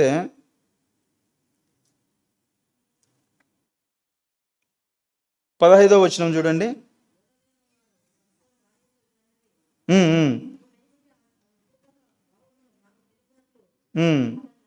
11వ వచనం. వారు అతను చూసినప్పుడు అతని యుద్ధం నుండుటకు 30 మంది స్నేహితులను తోడుకుని వచ్చిరి. సంసోనుకి 30 మంది స్నేహితులు. ఆ స్నేహితులు ఎవరు? ఫిలిస్తీన్లు 30 మంది స్నేహితులు. సంసోను అంటే పెళ్లి కొడుకు, తోడు పెళ్లి కొడుకు అని కూర్చోబెడతారు కదా, తోడని. అలాగా వాళ్ళ ఆచారం ప్రకారం 30 మంది స్నేహితులు సంసోనుకి. అయితే సంసోను వాళ్ళకు ఒక విప్పుడు కథ వేస్తాడు. ఆ కథ మీరు చెప్పండి, 30 సన్ననార బట్టలు 30 దుస్తులని. 2వ రోజు, 3వ రోజు, 4వ రోజు అట్లా 7 రోజులు టైం ఇస్తాడు. చివరి రోజు ఇంకా వాళ్ళు చెప్పలేకపోతారు. వచ్చి సంసోను భార్య దగ్గర బెదిరిస్తారు, భయపెడతారు. నిన్ను నీ తండ్రి ఇంటిని మేము కాల్చి వేస్తాము, ఆ విప్పుడు కథకు సమాధానం, ఆన్సర్ మాకు చెప్పని. తర్వాత లాలన చేసి భార్య సంసోన్ని అడిగి అవి ఇప్పుడు కథ ఆన్సర్ తెలుసుకొని వాళ్లకు చెప్తుంది. తెల్లవారే అంటే పొద్దుగూకే లోపు నా టైం అయిపోయే లోపు సంసోనుకు విషయం చెప్తారు. ఆన్సర్ చెప్తే సంసోను ఆడ పెట్టుకుంటారు కదా పందెంలాగా, చెప్పలేకపోతే మీరు నాకు ఇవ్వాలి, చెప్తే నేను మీకు ఇస్తాను, 30 సన్ననార బట్టలు 30 దుస్తుల బట్టలు ఇస్తానని.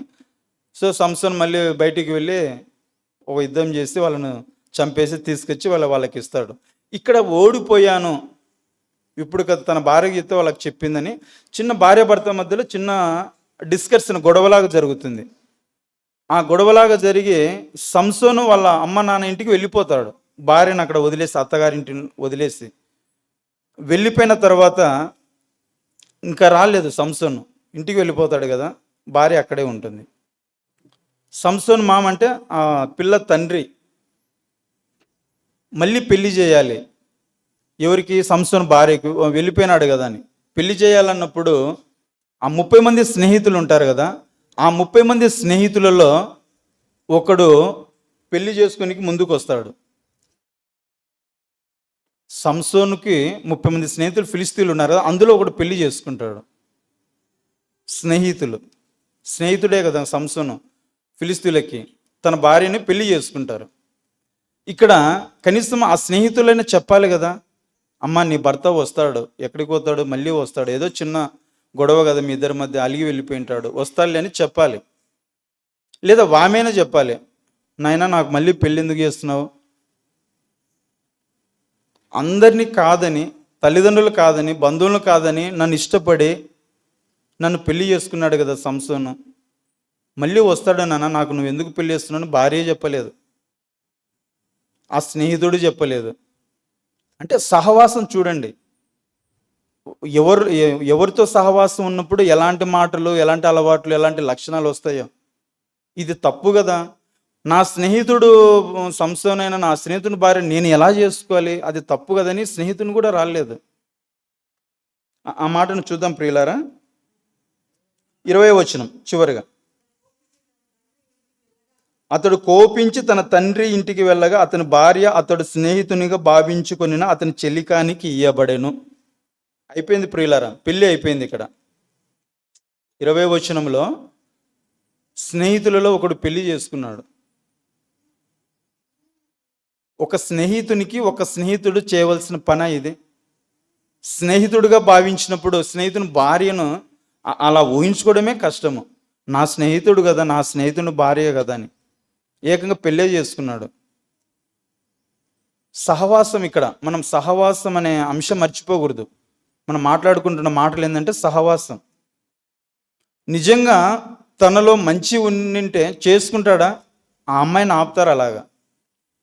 మరి ఆ రోజుల్లో ఉన్న కొన్ని పరిస్థితులను బట్టి ఆ సందేశాన్ని కబురు అంపేవాళ్ళు సంసోనికి, సర్లేదని నచ్చజెప్పి. అంటే అక్కడ అమ్మాయి చెప్పలేదు, అక్కడ అమ్మాయిని చేసుకున్న స్నేహితునికి చెప్పలేదు. అంటే వెనకమ్మడే ఉండి ఆ 7 రోజులు విందులో వెనకమ్మడే ఉండి సంస్థతోనే తిరుగుతా, సంస్థను కూర్చొని మాట్లాడే, తింటా, వాళ్ళతోనే ఉండి స్నేహితుని భార్యని చేసుకునే స్టేజ్కి, ఆ పరిస్థితికి. అంటే సహవాసం గమనించాలి, మంచిది కాదని అర్థమవుతుంది సహవాసం. ఒక స్నేహితుని భార్యను ఒక స్నేహితుడు చేసుకోవడమా? తప్పు కదా అది.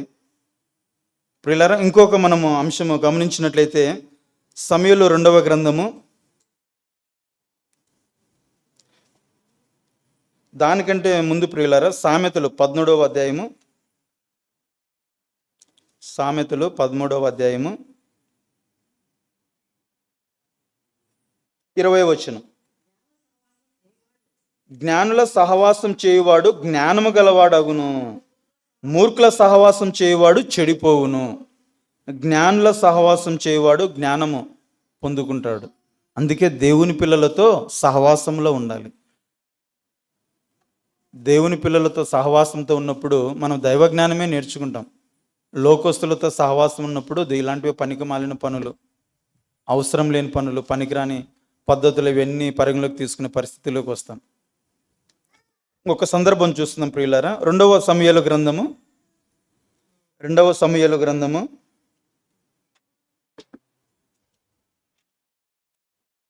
13వ అధ్యాయము రెండవ సమూయేలు గ్రంథము 13వ అధ్యాయము 1వ వచనం. ప్రియులారా, నేను చదువుతాను, చూసుకోండి. రెండవ సమూయేలు గ్రంథము 13వ అధ్యాయము 1వ వచనం నుండి. తర్వాత దావీదు కుమారుడు అబ్షాలోమునకు తామారును ఒక సుందరివతి యగు సహోదరి ఉండగా దావీదు కుమారుడు అమ్నోను ఆమెను మోహించెను. ప్రియులారా, దావీదు కుమారుడు అబ్షాలోమునకు తామారును ఒక సుందరవతి ఒక సహోదరి ఉండగా దావీదు కుమారుడు అమ్నోను ఆమెను మోహించెను. ఇక్కడ ఈ మాటలో 1వ వచనంలో మనకు 3 వ్యక్తులు కనిపిస్తున్నారు. అబ్షాలోము, తామారు, అమ్నోను. వీళ్ళు ముగ్గురు ఎవరు? దావీదు గర్భంలో నుంచే వచ్చారు. వీళ్ళ ముగ్గురికి తండ్రి ఒక్కడే, దావీదు. తల్లులు వేరు. అబ్షాలోము, తామారు ఒక భార్యకు పుట్టినోళ్ళు, అమ్నోను ఇంకొక భార్యకు పుట్టిన వ్యక్తి. అంటే పెద్దమ్మ చిన్నమ్మ అంటాం కదా, అట్లా. కానీ తండ్రి ఒక్కడే, తల్లులు వేరు. కానీ అన్న అక్క చెల్లెలు వరుసనే అయ్యేది. కానీ అమ్నోను చెల్లెలను చూసి మోహించాడంట. చెల్లెలు కూడా దావీదును నాయనని పిలిచాలి, అమ్నోను కూడా దావీదును నాయనని పిలిచాలి, అబ్షాలోము కూడా దావీదును నాయనని పిలిచాలి. మోహించాడంట. ఎవరిని? సుందరవతేగు, చాలా అందంగా ఉంటుంది. ఎవరు? తామారు. కానీ ఆమెను చూసి మోహించాడంట అమ్నోను. 2వ వచనం. తామారు కన్య అయినందున ఆమెకు ఏమి చేయవలనన్ను దుర్లభమని అమ్నోను గ్రహించి చింతాక్రాంతుడై తన చెల్లెలైన తామారును బట్టి చిక్కిపోయెను. ఏ విధంగా ఆమెతో నేను పాపం చేయాలని మనసులో పెట్టుకొని సరిగా తినక, సరిగా నిద్రపోక, ఎక్కువ ఆలోచన చేస్తూ చేస్తూ చేస్తూ రోజు రోజుకు చిక్కిపోతున్నాడు. అంటే తగ్గిపోతున్నాడు, ముఖం పీక్కపోవడము, నీరసం కావడం అట్లా. కానీ మనసులో ఒకటి ఉంది, చెల్లెలతో పాపం చేయాలని. 3వ వచనం. అమ్నోనునకు మిత్రుడు ఒకడు ఉండెను. ప్రియులారా, ప్రతి మనిషికి ఒక స్నేహితుడు ఉంటారు. అలాగే అమ్నోను కూడా ఒక మిత్రుడు ఉన్నాడు. అతడు దావీదు సహోదరుడైన షిమ్య కుమారుడు. అతని పేరు యెహోనాదాబు. ఈ యెహోనాదాబు బహు కపటము గలవాడు. కపటము, దేవుడు చూడు ఎంత బాగా రాయించాడు. కపటము మంచి బుద్ధి కాదు ఇతనిది. అతడు రాజకుమారుడు అయిన నీవు నానాటికి చిక్కిపోవుటకు హేతువేమి? సంగతి నాకు తెలియజెప్పవా అని అమ్నోనుతో అనగా, అమ్నోను నా తమ్ముడు అబ్షాలోము సహోదరి అయిన తామారును నేను మోహించి ఉన్నానని అతనితో అనెను. స్నేహితుడున్నాడు, స్నేహితునితో కలిశాడు అమ్నోను. స్నేహితుడు యెహోనాదాబు అంటున్నాడు, కాదురా, రోజు రోజుకి ఏంద్ర అట చిక్కిపోతున్నావు? నువ్వు రాజకుమారుడు, మీ నాన్న రాజు కదా, ఎలా ఉండాలి? నువ్వేంది ఇట్లా తయారైపోయినావు? ఏమైంది? దేని గురించి నువ్వు ఆలోచన చేస్తున్నావు? దేని గురించి చింత చేస్తున్నావు? నాకు చెప్పు అని అడిగాడు. ఇంకా ఎక్కడ చెప్పకపోయినా స్నేహితునికి చెప్తారు కాబట్టి చెప్పాడు స్నేహితునికి. ఏం లేదురా, నా చెల్లెలు తామారు ఉంది కదా, ఆమె మీద నేను మనసు పన్నాను, ఆమెను మోహించాను, నాకు ఆమె కావాలి అని. స్నేహితుడు మంచివాడైతే వెంటనే చెంప మీద ఒకేటేసి కొట్టాలి. చెంప మీద, నీకు చెల్లెలు అవుతుంది కదా, మీ పిన్ని కూతురు కదా, లేదా మీ పెద్దమ్మ కూతురు కదా, తప్పు కదా అట్లా నువ్వు మాట్లాడే మాటలు కరెక్ట్ కాదు కదా. ఇది మీ నాన్నకు తెలిసినా బయట తెలిసినా తలదించుకునే పరిస్థితి. కానీ సరిదిద్దాలి స్నేహితుడు, కానీ సరిదిద్దలేదు. సరిదిద్దక ఏమని సలహా ఇస్తున్నాడో చూడండి ఇక్కడ. తర్వాత 5వ వచనం. యెహోనాదాబు, నువ్వు రోగివైనట్టు వేషము వేసుకుని నీ మంచం మీద పండుకొని ఉండుము. నీ తండ్రి నేను చూచుటకు వచ్చినప్పుడు నీవు నా చెల్లెలైన తామారు చేత సిద్ధపరచబడిన భోజనం నేను భుజించినట్లు ఆమె వచ్చి నేను చూచుచుండగా దానిని సిద్ధం చేసి నాకు పెట్టినట్లు సెలవిమ్మని అడుగుమని అతనికి బోధింపగా అమ్నోను పడక మీద పండుకొనెను. సరిదిద్దకుండా పాపము చేయడానికి, తప్పు చేయడానికి ఇంకా సలహా ఇస్తున్నాడు. అదేం పెద్ద విషయం ఉంది? తామారుతో నువ్వు పాపం చేయడానికి నేను చెప్తాడు, ఒక మంచి సలహా ఇస్తాను నీకు. నువ్వు రోగిపోయినట్టు పండుకో. ఈ విషయం మీ నాన్నకు తెలుస్తుంది, మీ నాన్న వస్తాడు నేను చున్నీకి, నా కుమారుడు ఏదో రోగం వచ్చింది అన్న ఉద్దేశంతో వస్తాడు. వచ్చినప్పుడు అప్పుడు చెప్పు, నానా తామరను పంపించినానా, నాకు కొంచెం అప్పములు కాల్చి రొట్టెలు కాల్చి పెడుతుంది, నేను తిని కొంచెం తృప్తి పొంది కొంచెం బలం తెచ్చుకుంటాను, ఈ బలహీనంగా ఉన్నాను, నాకు ఆరోగ్యం బాగాలేదని నువ్వు చెప్పు. అలాగే పంపిస్తాడు. నీ కాడికి తామారు వస్తుంది కదా, తామారు వచ్చినప్పుడు ఆమెతో నువ్వు పాపం చేయి. చూడండి ప్రియులారా, ఒక స్నేహితుడు మంచి చెప్పాల్సింది పోనిచ్చి చెడు సలహా ఇస్తున్నాడు. అలాగనా, నాకు ఇన్ని రోజులు తెలియదు ఇట్లా చేయాలని. సరేలే అని రోగి పోయినట్టు పడుకున్నాడు. వాళ్ళ నాన్న దావీదు వచ్చాడు. ఏమని అడిగాడు, నాన్న ఇది నాన్న పరిస్థితి, తామరను పంపించన్నాడు. సర్లే నాయన అన్నాడు. తామరతో చెప్పాడు, అమ్మ మీ అన్నకు ఆరోగ్యం బాగాలేదు, వెళ్ళమ్మ కొంచెం రొట్టెలు ఏవో చేసి పెట్టమ్మని. అవునా, అన్నయ్యకు బాగాలేదా? అమ్మాయికి తెలియదు కదా, కపటము గలవాడు ఈ సలహా ఇచ్చాడని. వాళ్ళ అన్నకు పాడుబుద్ది అని. వచ్చింది అమ్మాయి, వచ్చింది రొట్టెలు కాల్చింది, రొట్టెలు కాల్చి అన్నీ పెట్టింది. అన్న రాన్న భుజించదు అని.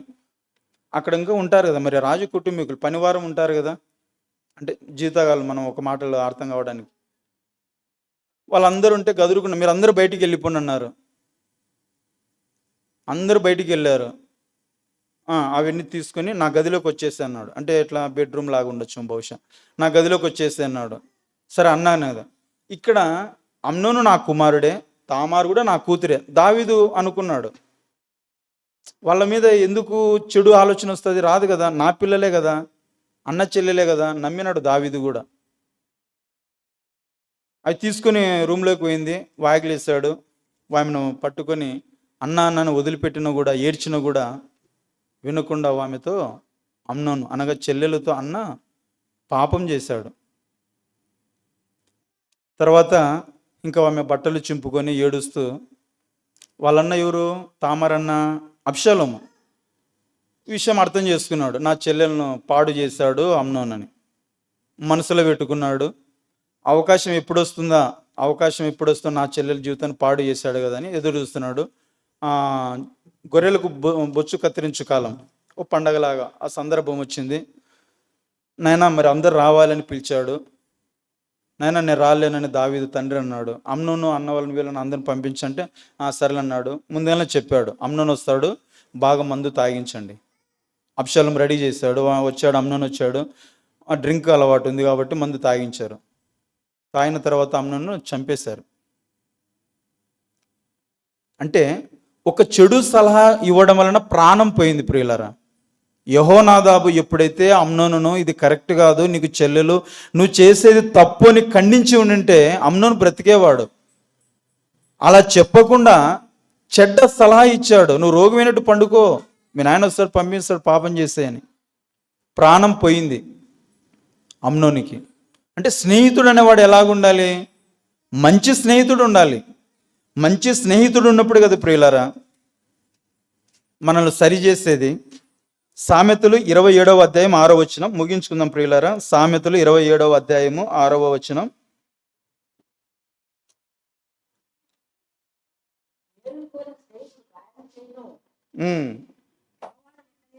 ముద్దులు పెట్టును, మేలును కోరి స్నేహితుడు గాయములు చేయును. ఎప్పుడు మనం మేలు కోరాలి కానీ స్నేహితుడు మనకు కీడు కలిగించకూడదు. అలాంటి స్నేహితుడు ఉంటే మనం వదిలేయాలి ప్రియులారా, మనకు అవసరం లేదు. అలాంటి స్నేహితుడు మనకు అవసరం లేదు. మనం గుర్తించాలి, నాతో ఉన్న నా స్నేహితుడు నా మేలు కోరుతున్నాడా, నా కీడు కోరుతున్నాడా అని. రేపు ఆదివారము పొద్దున నేను స్నానం చేసి త్వరగా రెడీ చర్చికి వెళ్ళాలి. ఓ 10 నిమిషాల ముందు వస్తే ఏదన్నా పరిచయం ఉంటుంది కదా, కుర్చీలు వేయడము, ఏదైనా ఆడని చేయగలిగింది చేస్తానని. ఆ స్నేహితుడు ఏమనాలి, అవునవును రేపు ఆదివారం కదా, సరే నువ్వు వెళ్ళనాలి. ప్రతి వారం పోతావు లేరా, ఏమైంది రేపు ఒక్క వారం ఏం కాదు, రేపు ఒక్క వారం ఆగిపో, సినిమాకి పోదాంపా, నీకోసం అటనే అన్నా, నేను పోలేదు, సినిమా మొన్ననే వచ్చింది, కొత్త సినిమా వచ్చింది, రేపు ఆదివారం పోదాంపా. ఇలాగ మాట్లాడుతున్నాడంటే మనం గుర్తించాలి, ఇలాంటి స్నేహితుడు నాకు అవసరం లేదు, అతనితో స్నేహం చేయకపోవడమే మంచిది అని. మనం మేలును కోరాలి.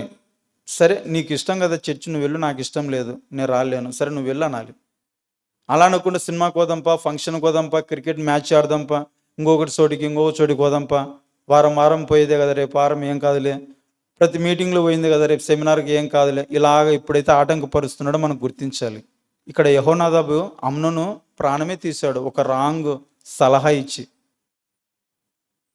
ఆ మైకంలో ఉన్నాడు అమ్నోను, గుర్తించలేదు. చెప్పాలి, చెప్పినంటే ఆ రోజు చెల్లెలనేది ఒకవేళ తెలుసుకుని ఉంటే అమ్నోను బ్రతికేవాడు కదా.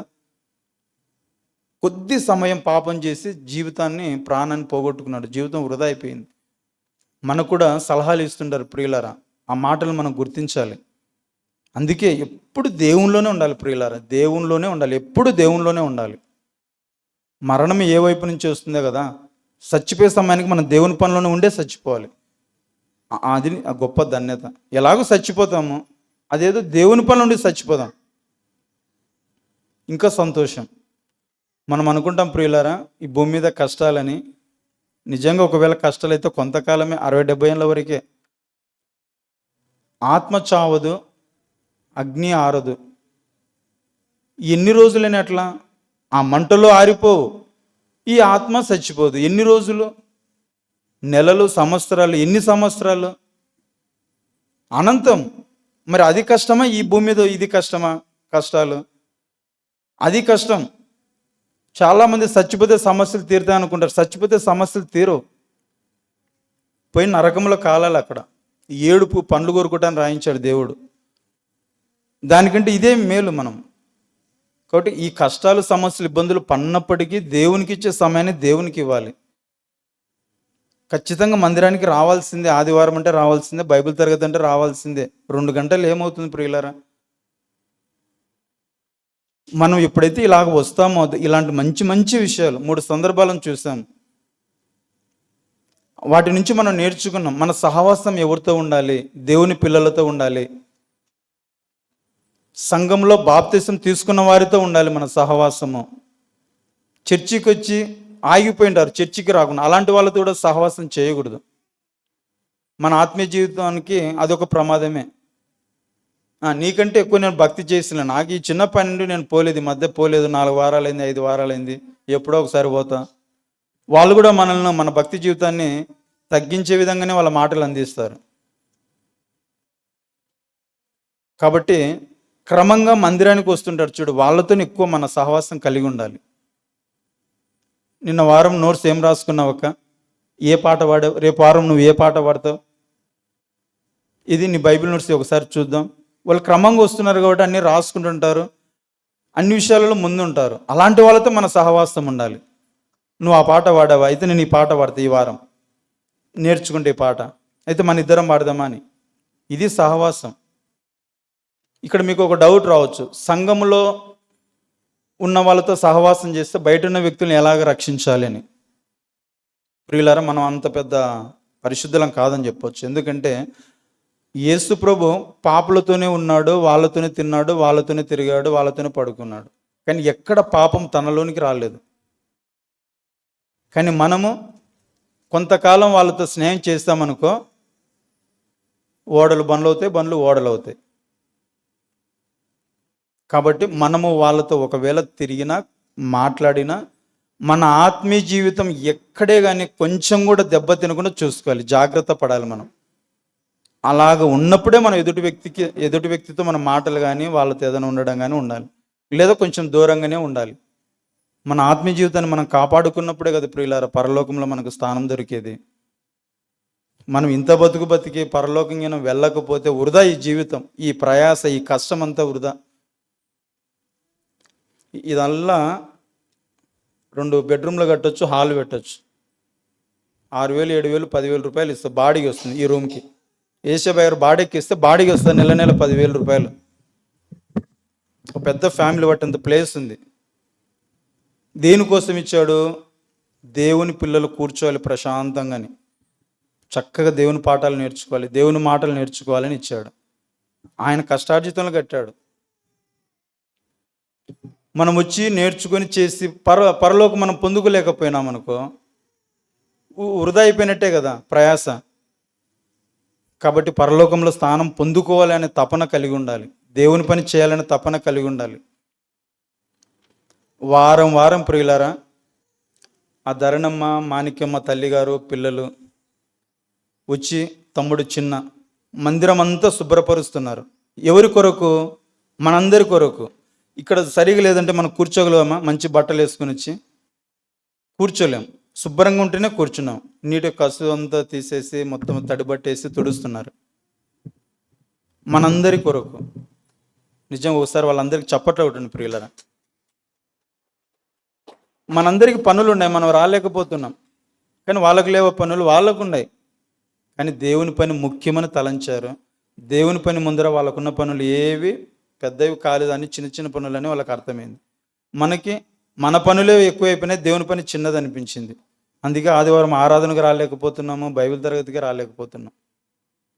మనం సరి చేసుకోవాలి ప్రియులారా. దేవుడు మనకు ఆయుష్ ఇస్తున్నాడు, ఆరోగ్యాన్ని ఇచ్చాడు. ఉన్నంతలైన కూడా మనం కుటుంబాలతో చల్లగా ఉన్నాము, సంతోషంగా ఉన్నాం, ఆనందంగా ఉన్నాం. బయట వాళ్ళతో పోలిస్తే మనం చాలా బెటర్. కాబట్టి దేవునికి మనము ఎప్పుడు కృతజ్ఞత కలిగి ఉండాలి. దేవుని పనులు ఎప్పుడు ముందడుగులోనే ఉండాలి. మేము డబ్బులు ఇవ్వలేము అన్నవాళ్ళు దేవుని పనిలో మీ వంతు కష్టాన్ని ఇవ్వండి. రండి, వంట చేసేటప్పుడు సాయం చేయండి, మందిరం శుభ్రం చేసేటప్పుడు సాయం చేయండి, చాలు, సంతోషం. ఎట్టయితే ముందు మీరు దేవుని పనుల్లో పాల్గొన్నట్టే కదా. మీ వంతున ఒకరినిద్దరు తోలకరండి, మీకు బాగా తెలిసిన వాళ్ళను. మనకు సెమినార్ ఉంటుంది, నెలకు ఒకసారి మీటింగ్ ఉంటుంది. ఆ మీటింగ్ రోజు తోలకరండి, కూర్చోబెట్టండి, దేవుని మాటలు వినిపించండి, మంచి భోజనం మధ్యాహ్నము మీ తరపున పెట్టించండి, మంచి మాటలు వినిపించండి. మీరు దేవుని పని చేసినట్టే. కాబట్టి క్రమం తప్పకుండా ఆరాధనకు రావాలి, బైబిల్ తరగతికి రావాలి. వచ్చినప్పుడే బైబిల్లో మాటలు, దేవుడు రాయించిన మాటలు, ఆయన మనసులో ఉన్న మాటలు మనం తెలుసుకున్నప్పుడు ఆ మాటల ప్రకారం మనం జీవించగలుగుతాం. ప్రియులారా, మనం 3 సందర్భాలను చూసాం. ఆ 3 సందర్భాలను మనకు అర్థమైనవి. మన సహవాసం ఎవరితో ఉండాలని. మన సహవాసము సంఘంలో ఉన్న దేవుని పిల్లలతో ఉండాలి, కానీ సమాజంలో ఉన్న వాళ్ళతో కాదు. వాళ్ళతో ఎక్కువ సహవాసం అంటే వాళ్ళ లక్షణాలు మనలోకి వస్తాయి. చేప ఉప్పు నీళ్ళలో ఉన్నా ఉప్పు చేపలోకి రాకుండా ఉంటుంది. చేప ఉప్పు నీళ్ళలో ఉన్నప్పటికీ ఉప్పు చేపలోకి రాదు. అలాగ మనము సమాజంలో ఉన్న మన పరిశుద్ధతను మనము కాపాడుకోవాలి ప్రియులారా. అలాగ కాపాడుకుంటూ మనం ముందుకు పోయినప్పుడే మనం దేవుని సంతోషపెట్టిన వారం అవుతాము. అనేకులకు మనం మాదిరిగా ఉండి దేవుని దగ్గరికి నడిపించిన వాళ్ళం అవుతాం. కాబట్టి ప్రియులారా, దేవుని మాటలు విని విడిచిపెట్టకూడదు. పోయిన వారం ఏం చెప్పారు, ఈ వారం ఏం చెప్పారు, ఆ మాటలు ఒక్కొక్కటి సరిదిద్దుకోవాలి. మన నోటి మాటల గురించి చెప్పారు, జాగ్రత్తగా మాట్లాడాలి, బూతులు మాట్లాడకూడదు. మన మాట తీరు, మన ప్రవర్తన, మన నడక అన్నీ ఎదుటి వ్యక్తికి యేసుప్రభు కనిపించాలి ప్రియులారా. చక్కగా మాట్లాడాలి, ప్రేమతో మాట్లాడాలి, కోపం రానియకూడదు. అప్పుడే కదా చర్చికి పోతే ఇంత మార్పు వస్తుందా, ఇంతగా మారుతారా, క్షమించే గుణం ఇంతగా వస్తుందా, మేము కూడా వస్తాము. ఇలాగైతే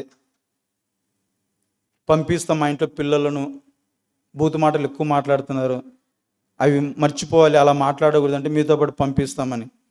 ప్రతి దాంట్లో మనము స్వార్థను చూపొచ్చు ఎదుటి వ్యక్తికి, దేవుని దగ్గరికి మనము నడిపించవచ్చు. కాబట్టి ఏ ఒక్క అవకాశాన్ని మనం మిస్ చేసుకోవద్దు. ప్రతి అవకాశాన్ని మనం ఉపయోగించుకుందాం. మనం అందరం కలిసి దేవుని పనిలో ముందుకు సాగుదాం. మన సహవాసము దేవుని పిల్లలతోనే ఉండాలి. క్రీస్తు రక్తంలో కడగబడి బాప్తీసం తీసుకుని సంఘంలో ఉన్న వాళ్ళతోనే ఉండాలి మన సహవాసం. ఎవరు పడితే వాళ్ళతో ఒకవేళ ఉంటే మన ఆత్మీయ జీవితము ప్రమాదం. దాన్ని మనం గుర్తించాలి. మన ఆత్మీయ జీవితాన్ని కాపాడుకుంటూ ముందుకు సాగుతూ అనేక మందిని దేవుని చెంతకు నడిపించాలని కోరుకుంటూ మరి ప్రార్థన చేసుకుని బల్ల కార్యక్రమంలో పాల్గొందాం. పరిశుద్ధుడా, మహోన్నతుడా, మీకు వందనాలు, స్తోత్రాలు నాయన తండ్రి. పరిశుద్ధ గ్రంథంలో మీరు రాయించిన మాటలను మేము పరిశీలన చేసి ఆలోచన చేసి కొన్ని మాటలను నేర్చుకున్నాము తండ్రి. నేర్చుకున్న మాటల ప్రకారము మమ్మల్ని మేము సరి చేసుకొని మీ నామానికి మహిమకరంగా ధన్యతను మా అందరికీ దయచేయమని ప్రభు అయిన యేసుక్రీస్తు నామములో అడిగి ఈ ప్రార్థన మీకు సమర్పిస్తున్నాను, పరలోకపు తండ్రి. ఆమేన్. అందరికీ వందనాలు.